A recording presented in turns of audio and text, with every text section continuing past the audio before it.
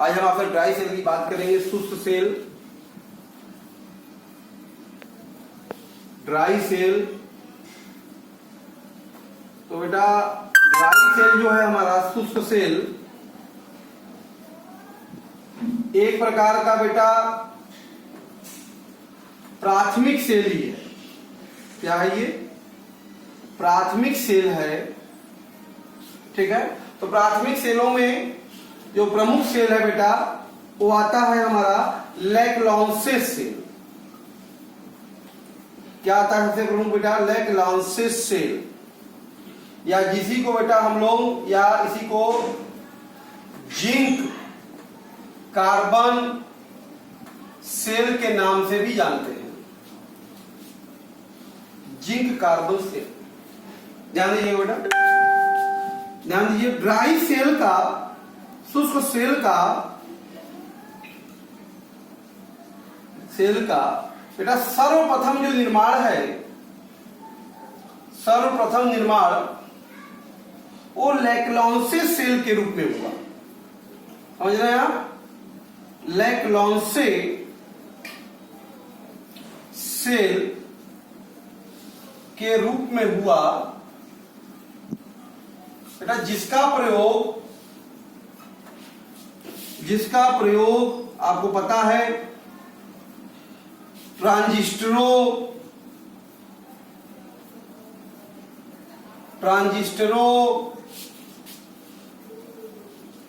मोबाइलों, sorry torch, ठीक है, टार्चों में, घड़ियों में किया जाता है। क्लियर है बेटा? तो ये हमारा लैक्लांसेस सेल। तो हमारा जो लैक्लांसेस सेल है, लैक्लांसेस सेल बेटा चित्र में प्रदर्शित है। आप देख रहे हैं चित्र को। यहां चित्र में एक लैक्लांसेस सेल बनाया गया है। ठीक है बेटा? चित्र में हमारे पास जो लैक्लांसेस सेल है, इसमें ध्यान दीजिए इसके बनावट के बारे में। तो इसमें बेटा क्या होता है, इस सेल में जिंक का एक पात्र होता है। ठीक है? जैसा आप देख रहे हैं, ये पात्र हमारा क्या है? जिंक का पात्र है, जिंक केन। ठीक है? वो बेटा जो कि सेल का एनोड होता है, या एनोड की तरह बेटा कार्य करता है जिंक का पात्र। तथा सेल में बेटा कार्बन की, ये देखिए, कार्बन मतलब ग्रेफाइट की एक छड़ होती है बेटा, जो मैग्नीज डाइऑक्साइड व कार्बन के चूर्ण से घिरी होती है। ये जो हमारा ग्रेफाइट का रॉड है बेटा, इस पर मैग्नीज डाइऑक्साइड और कार्बन की चूर्ण से घिरा होता है, जो कि सेल में कैथोड का कार्य करती है। किसका कार्य करती है बेटा? कैथोड का कार्य करती है। क्लियर है? बात में तथा इलेक्ट्रोडों के मध्य, ये जो इलेक्ट्रोड हैं, ये जिंक पात्र और ग्रेफाइट छड़। ठीक है? ये दोनों इलेक्ट्रोड हैं। इलेक्ट्रोडों के मध्य देखिए क्या क्या भरा है बेटा, ध्यान दीजिएगा। अमोनियम क्लोराइड और जिंक क्लोराइड का, इलेक्ट्रोडों के मध्य बेटा अमोनियम क्लोराइड व जिंक क्लोराइड का नम मिश्रण बेटा, नम मिश्रण भरा होता है। ठीक है? ये मिश्रण जो है हमारा अमोनियम क्लोराइड और बेटा जिंक क्लोराइड का एक पेस्ट है। ठीक है? जो कि बेटा सेल में वैद्युत अपघट्य का कार्य करते हैं। इसका कार्य करते हैं बेटा, वैद्युत अपघट्य का कार्य करते हैं। तो अब हमारा देखिए सेल में 2 इलेक्ट्रोड हो गए, एनोड जिंक का हो गया बेटा, और कैथोड जो है कार्बन ग्रेफाइट का है, और इलेक्ट्रोलाइट जो है हमारा अमोनियम क्लोराइड और जिंक क्लोराइड का पेस्ट है। अब हमारा सेल तैयार हो गया, तो इसमें क्या होगा बेटा, एनोड और कैथोड पर अभिक्रियाएं होंगी। बात समझ में आ रहा है? तो अब हम बात करते हैं, ध्यान दीजिएगा, सेल में बेटा एनोड पर ऑक्सीकरण की क्रिया होती है, ऑक्सीकरण की क्रिया होती है। ठीक है, इस सेल में बेटा ध्यान दीजिए, एट एनोड पर आप ध्यान दें, ये जिंक का प्लेट है, ये जिंक धातु है बेटा, वो क्या कर रहा है, इलेक्ट्रॉनों का त्याग करके जिंक आयनों के रूप में विलयन में जा रहा है। जो जिंक का केस है वो इलेक्ट्रॉनों का त्याग करके जिंक आयनों में जा रहा है बेटा, और ये जो इलेक्ट्रॉन है, इलेक्ट्रॉन बाह्य परिपथ के सहारे, बाह्य परिपथ के द्वारा कैथोड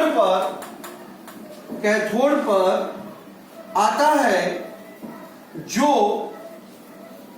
बेटा मैग्नीज जो डाइऑक्साइड है, मैग्नीज डाइऑक्साइड को अपचयित करता है। क्या करता है बेटा, अपचयित करता है। मतलब यहां पे अपचयन का रिएक्शन होता है। देखिए इसका मतलब क्या होगा बेटा, कि कैथोड पर, कैथोड पर अपचयन की क्रिया होती है। ध्यान दीजिएगा, कैथोड पर कौन सी क्रिया, ध्यान दीजिएगा बेटा, ये जो हमारा MnO2 है, ठीक है, यहां पर अमोनियम आयन है मिश्रण में, ठीक है, ये 2 इलेक्ट्रॉन को ग्रहण करता है बेटा, और ग्रहण करके ये ध्यान दीजिए MnO2 जो है बेटा Mn2O3 में अपचयन, और साथ में ये बेटा अमोनिया बना लेगा, अमोनिया, और साथ में क्या मिल जाएगा बेटा, हमको जल भी मिल जाएगा। क्लियर है, H2O। ठीक है, तो ये कैथोड पर होने वाली अभिक्रिया है। तो इन दोनों अभिक्रियाओं के फलस्वरूप क्या होगा, परिपथ में हमको धारा मिलने लगती है, विभव मिलने लगता है। ठीक है, तो इसका मतलब ये जो लैग्रांजे सेल का, ये जो लैग्रांजे जो सेल है का बेटा, जो सेल अभिक्रिया है वो क्या होगी, इसकी जो सेल अभिक्रिया होगी, दोनों अभिक्रियाओं को अगर हम जोड़ दें, ध्यान दीजिए, दोनों रिएक्शन को जोड़ दिया जाए तो हमको सेल रिएक्शन क्या मिलने वाला है, ध्यान दो बेटा, हमको मिलेगा Zn सॉलिड प्लस 2MnO2, ठीक है, और प्लस 2NH4, ध्यान दो यहां से NH4 प्लस है, दोनों को जोड़ रहे हैं हम लोग। ठीक है, Zn है, MnO2 है और NH4 प्लस है, तो हमको क्या मिलेगा बेटा, यहाँ पे Zn2 प्लस, और साथ में Mn2O3, और साथ में 2NH3 और प्लस H2O। ठीक है, ये हमारा क्या है, इस लैग्रांजे सेल की होने वाली सेल अभिक्रिया है। इसी सेल अभिक्रिया के कारण, इसी सेल अभिक्रिया के कारण बेटा ध्यान दीजिएगा, यदि इसी सेल अभिक्रिया के कारण परिपथ में विद्युत धारा का प्रवाह होता है। क्लियर है बेटा? तो आप ध्यान दीजिएगा, अक्सर इसमें खास तौर पे इसके सेल रिएक्शन सबसे इंपॉर्टेंट है लैग्रांजे सेल में। क्या इसका एनोडिक रिएक्शन है, क्या कैथोडिक रिएक्शन है, या कौन सा सेल रिएक्शन है जिसके कारण परिपथ में इलेक्ट्रिसिटी फ्लो करती है। ये वो सेल रिएक्शन है लैग्रांजे सेल का, जिंक कार्बन सेल का, जिसके कारण यहाँ पे करंट हमको मिलता है। क्लियर? ये जो लैग्रांजे सेल है का जो सेल विभव है, सेल विभव 1.5 वोल्ट होता है। ठीक है, होता है, परंतु बेटा इस सेल का, तो जिंक कार्बन सेल है, इस सेल का सेल विभव बेटा धीरे धीरे धीरे धीरे कम होता जाता है।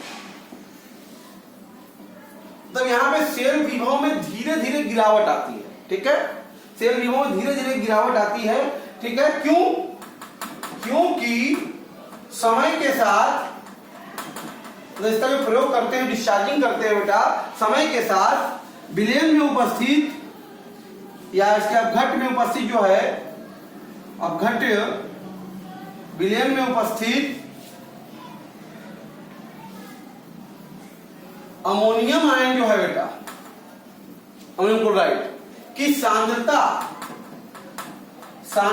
घटती जाती है, ठीक है। यहाँ पे अमोनियम आयन जो है रिड्यूस हो रहा है, स्वयं भी उसकी सांद्रता घटती जाती है, इसलिए विभव धीरे धीरे घटता जाता है। इसलिए हम इस सेल का, इसलिए खास बात देखेंगे, इस सेल का अंत तक पूर्णतया प्रयोग नहीं हो पाता।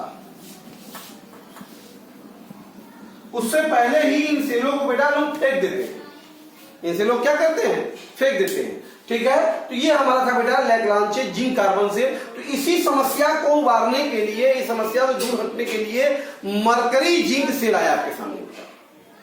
क्लियर है? क्या आया? Zinc cell. आइए देखते हैं जो अगला है वो बेटा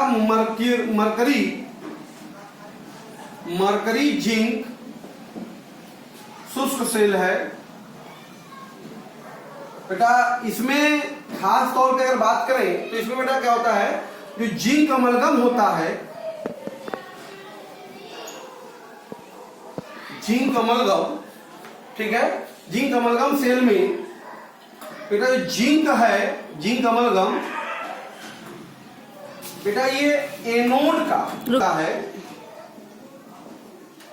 तथा मरकरी जो ऑक्साइड है वह कार्बन का जो मिश्रण है बेटा कैथोड का कार्य करता है।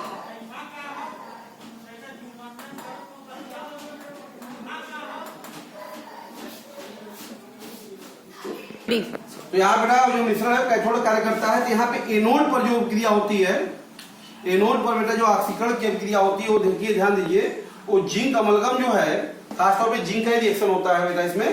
तो ये क्या करता है, विलयन में हाइड्रोक्साइड आयन, अक्सर इसमें अपघट्य के रूप में अगर बात करें, अपघट्य के रूप में बेटा, अपघट्य के रूप में क्षारीय का मतलब KOH या NaOH इस तरह का मिश्रण भरा होता है, ठीक है, इनका पेस्ट भरा होता है।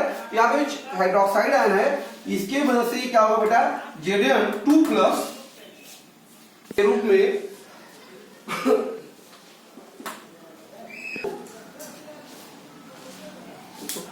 ये ध्यान दीजिए, यहाँ पे एनोड पर क्या होता है, जो जिंक अमलगम है, हाइड्रोक्साइड जो के आयन की उपस्थिति में ये जिंक ऑक्साइड में ऑक्सीकृत होगा और साथ में H2O और 2 इलेक्ट्रॉन ये त्यागता है। इस तरह से इसका बेटा एनोड पर ऑक्सीकरण की क्रिया यहाँ पे इस सेल में होती है। तथा कैथोड पे ध्यान दीजिएगा, कैथोड पर ये जो मरकरी ऑक्साइड है बेटा हमारा HgO, ये ठीक है बेटा, एनोड कैथोड पर HgO जो है, जो जल का मिश्रण है बेटा, इन 2 इलेक्ट्रॉनों को ग्रहण करता है। HgO का अपक्षयन मरकरी में होता है। तो बात समझ में आ रहा है? तो ये देखिए कैथोड पर अपक्षयन की क्रिया है, ये बेटा ऑक्सीकरण की क्रिया है। तो ये जिंक अमलगम सेल है, बात समझ में आ रहा है? मरकरी अमलगम जो जिंक अमलगम और कार्बन सेल है लैग्रांजे का प्रकार से, इनका जो सेल अभिक्रिया होगी, सेल अभिक्रिया इन दोनों को जोड़ दी जाए तो देखिए हमको क्या मिलेगा, ये जिंक अमलगम प्लस HgO बेटा, ये देखिए H2O भी कैंसिल हो गया, तो यहां से हमको क्या मिल गया, ZnO और प्लस Hg। ये वो सेल रिएक्शन है जिंक अमलगम सेल का, बात समझ में आ रहा है, जिस इस सेल रिएक्शन के कारण यहाँ पे हमको धारा मिलती है। और इस सेल का भी ध्यान दीजिएगा बेटा, बेटा इस सेल का सेल विभव जो होता है वो 1.35 वोल्ट होता है, ठीक है। और सबसे खास बात ध्यान दीजिएगा बेटा, इस सेल का सेल विभव जो है अंत तक बना रहता है, अंत तक बना रहता है, जबकि लैग्रांज सेल में ऐसा नहीं था, वहां पे विभव चेंज हो जाता है, जबकि यहां का सेल विभव क्या होगा, लास्ट तक बना रहेगा। क्यों? क्योंकि सेल अभिक्रिया में, आप देखिए सेल अभिक्रिया में ऐसा कोई आयन नहीं है, ऐसा कोई आयन नहीं है जिसकी सांद्रता बदल रही हो। बात समझ में आ रहा है? ऐसा कोई आयन इस रिएक्शन में उपस्थित नहीं है जिससे उसकी सांद्रता बदल रही हो। जब सांद्रता नहीं बदलेगी तो पोटेंशियल इसका नहीं बदलेगा। बात समझ में? जिंक जो मरकरी जो हमारा सामने से सेल है आपका जिंक अमलगम, ये जो जिंक अमलगम कार्बन सेल जो है बेटा, इसका उपयोग यहां में बहुत कम वोल्टेज की जरूरत होती है, लघु या कम वोल्टेज वाले उपकरण बेटा, जैसे कैलकुलेटर में यूज करते हैं। आपने देखा होगा इस तरह का सेल आता है, स्टील कवर, ऐसे आपने स्टील कवर सेल ऐसा देखा होगा, वो बेटा जिंक अमलगम सेल होता है, ठीक है ना, छोटी छोटी आती है, दिखती है सेल। घड़ियों में जो हाथ की घड़ियां होती है बेटा, दीवार नहीं, हाथ की घड़ियों में उपयोग होता है। ऐसे बहुत से जहां पे इसकी जरूरत होती है वहां पर हम इस तरह के सेल का प्रयोग कर सकते हैं। तो बेटा ये हम पढ़ रहे थे आज आपसे शुष्क सेल के बारे में। क्लियर है बेटा?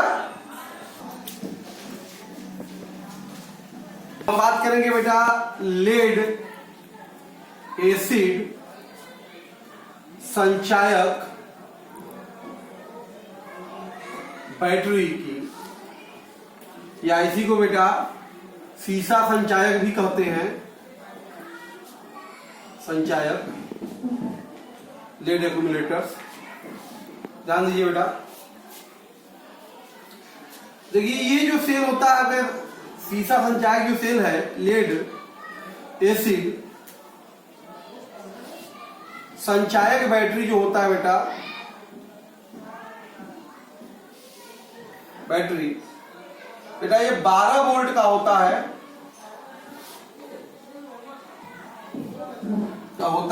बेटा, जिसमें 6 सेल श्रेणी क्रम में जुड़े होते हैं, जिसमें बेटा प्रत्येक सेल का जो सेल विभव है वो 2 वोल्ट का होता है, ठीक है।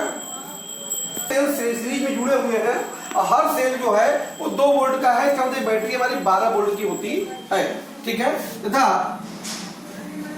इन सेलों को किसी कठोर रबड़ या प्लास्टिक के केस में पैक होता है, ऐसा आपने देखा है बेटा, पैक होता है, जिसका प्रयोग आपने देखा है। इसका प्रयोग कहाँ कहाँ होता है? जिसका प्रयोग वाहनों में, इन्वर्टर, जो इन्वर्टर बैटरियां हैं बेटा, बैटरी में होता है। बात समझ में आ रहा है? ये बेटा जो ये लेड एसिड संचायक बैटरी है, ये जो लेड एसिड संचायक बैटरी है, लेड एसिड संचायक बैटरी है, ये गौड़ बैटरी है, गौड़ सेल है। मतलब इसे चार्ज करके दोबारा प्रयोग में लाया जाता है, ठीक है। क्लियर है बेटा? अब जरा ध्यान दीजिएगा, ये बेटा इस बैटरी में, सीधा संचायक बैटरी में सीसा संचायक में बेटा के प्रत्येक सेल में बेटा लेड जो होता है, लेड धातु बेटा एनोड का कार्य करता है तथा लेड पर लेपित, और लेड पर बेटा लेपित लेड डाइऑक्साइड बेटा PbO2, ये बेटा कैथोड का कार्य करते हैं। फिर उससे वही बात होगी बेटा, एनोड पर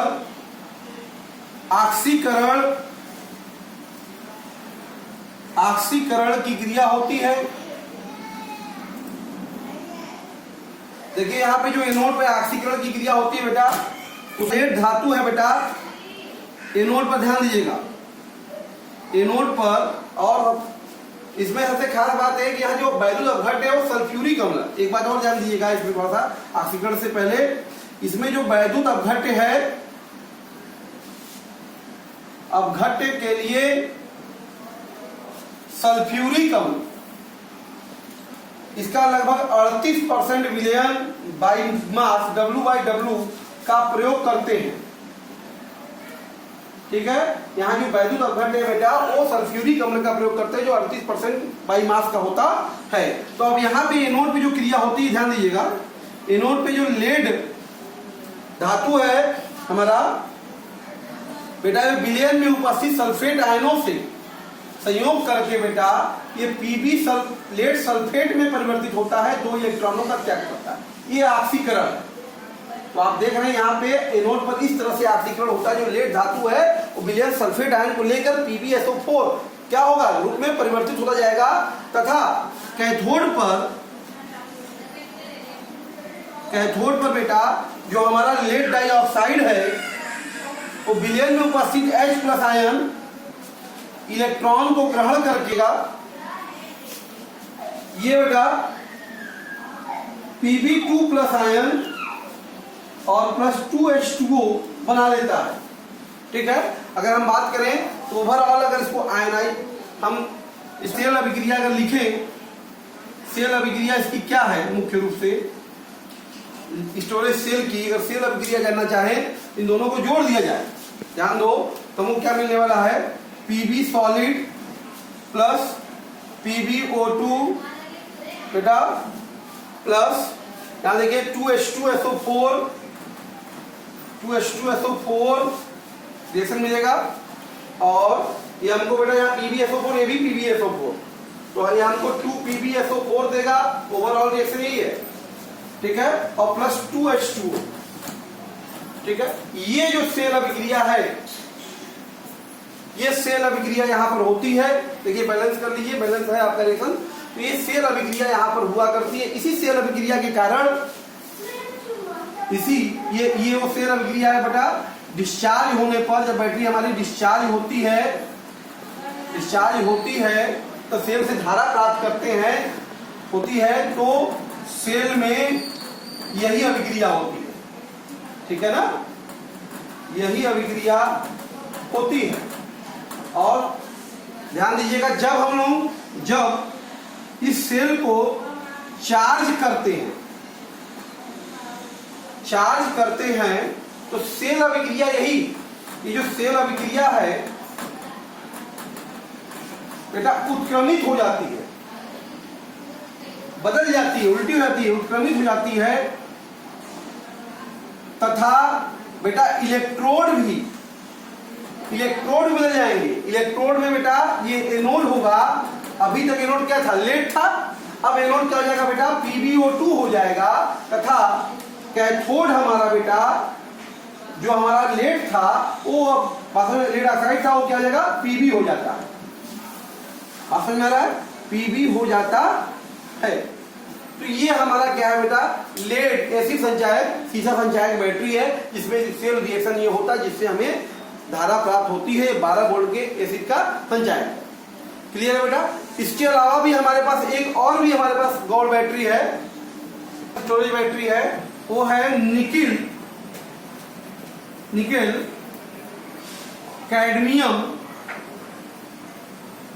कैडमियम बैटरी। बेटा ये जो बैटरी है निकिल कैडमियम बैटरी जो आप देख रहे हैं, ये बेटा लेड संचायक बैटरी से काफी अच्छा होता है, तथा इसकी क्षमता भी सीसा संचायक बैटरी से अधिक होती है। परंतु क्यों हम इसका प्रयोग नहीं करते बेटा, क्योंकि इसका प्रयोग इसलिए नहीं रहता क्योंकि परंतु इसकी जो लागत है, इसका जो निर्माण है, लागत काफी खर्चीला है, काफी महंगा है, आप कह सकते हैं महंगा होता है। इसलिए इसका प्रयोग में हम लोग जनरली सामान्य रूप से व्यवहार में नहीं लाते हैं। लेकिन अगर बात किया निकिल कैडमियम बहुत ही अच्छी हमारी क्या है, एक बैटरी सेकेंडरी सेल होती है। जो ये हमारा निकिल कैडमियम बैटरी है में जो सेल अभिक्रिया है बेटा, इसकी सेल अभिक्रिया जान लीजिए कि सेल अभिक्रिया कौन सी जिसके कारण हमको ये रिएक्शन मिलता है, वो बेटा ये है निकिल जो है वो CD, यहाँ पे देखिए ये जो CD है और ये निकिल हाइड्रोक्साइड, ये जब रिएक्ट करते हैं, यहाँ पे सेल रिएक्शन ध्यान दीजिएगा, तो हमको CDO प्लस 2NiOH का ट्वाइस N प्लस H2O, ये बेटा क्या है, निकिल कैडमियम सेल का सेल रिएक्शन। इसी सेल रिएक्शन के कारण हमको यहाँ से धारा प्राप्त होती है। क्लियर है बेटा। तो आज हम आपसे बात कर रहे थे ड्राई सेल के बारे में बात किए और लेड बैटरी सेल के बारे में बात किए। उसमें हमने देखा कि जो हमारा ड्राई सेल लैग्रांजे सेल था, वो उसकी पोटेंशियल धीरे धीरे घटता है, क्योंकि उसमें जो आयन थे उसकी सांद्रता घटती है। उसके ऑप्शन में हम लोग अमोनियम क्लोराइड की जगह पे अल्कलाइन का प्रयोग करें, क्षार का प्रयोग करें, तो हम देख रहे हैं उसका पोटेंशियल लास्ट तक मेंटेन रखता है, जिसके रिस्पेक्ट में हमने देखा एग्जांपल मरकरी और जिंक का सेल देखा। उसी प्रकार से दूसरा हमने सेकेंडरी सेल में अध्ययन किया बेटा सीसा संचायक सेल। सीसा संचायक सेल जो है सामान्यतः घरों में प्रयोग होने वाला, इन्वर्टर में प्रयोग होने वाला बैटरी है, जो कि बहुत अच्छा है। उस पे सेल रिएक्शन को हमने बताया, चार्जिंग और डिस्चार्जिंग के प्रक्रियाओं को। इससे भी अच्छा लेड एसिड संचायक सेल से भी अच्छा एक हमारे पास बैटरी है जो कि निकिल कैडमियम बैटरी थी। बात समझ में आ रहा है। ये काफी अच्छी है पर काफी महंगी हो सकती है, तो बनाने में मार्केट में लाने में काफी महंगा हो सकता है, इसलिए इसका प्रयोग नहीं किया था। आपको एनसीईआरटी में सिर्फ और सिर्फ बेटा इसके सेल रिएक्शन को जानना है कि किस रिएक्शन के कारण ये हमको धारा देता है। तो cell reaction nickel cadmium battery का बेटा ये होता है, इसी के कारण क्या होता है, ये धारा देती है। क्लियर है बेटा। तो आज हमारा यहाँ पे प्राथमिक शुष्क सेल और द्वितीयक गौड़ सेल समाप्त हुआ। बात समझ में आ रहा है। इसके बाद नेक्स्ट टॉपिक को हम इलेक्ट्रोड पोटेंशियल का मापन के बारे में चर्चा करेंगे, टाइप्स ऑफ इलेक्ट्रोड के बारे में चर्चा करेंगे बेटा। इसका पहले अध्ययन कीजिए, ये बातें आपको समझ में आई, इसको लाइक कीजिए, हमारे वीडियो को शेयर कीजिए। Okay, thank you.